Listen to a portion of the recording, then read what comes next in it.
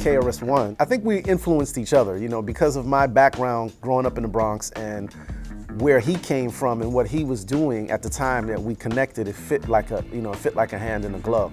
We spoke a language, as he would say, boom bap, that if you didn't grow up there, you wouldn't know it, you know, like beating on a lunchroom table and, you know, and rapping. It was something that took me back to being 15, 14 years old, because what we would do and even the way we would do it was very much like what we did as kids, you know. It's just that now we're doing it as records.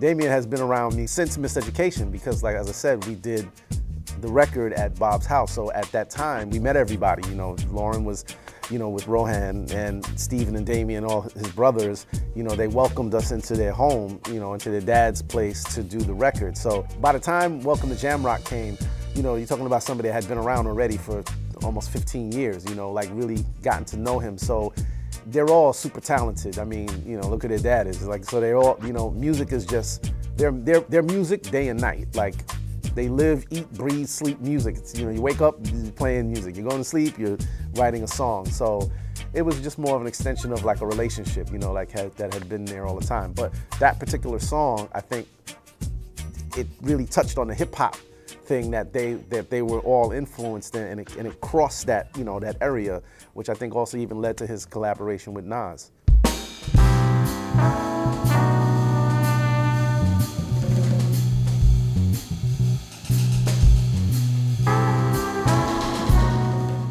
Amy was really special. You know, that was her first record, Frank. So it was like clay, like raw clay, and trying to figure out what are you trying to sculpt. And I think, you know, maybe it came more to fruition in terms of public when she did Back to Black.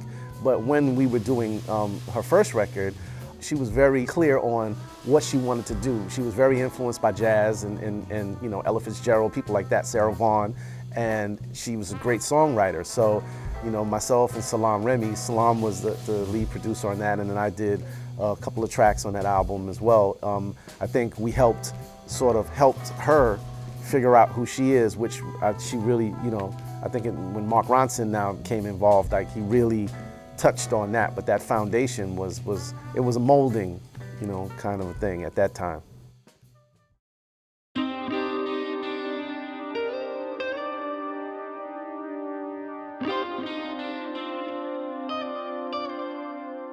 It was really supernatural. I think exactly what he called the album was exactly what it was. You know,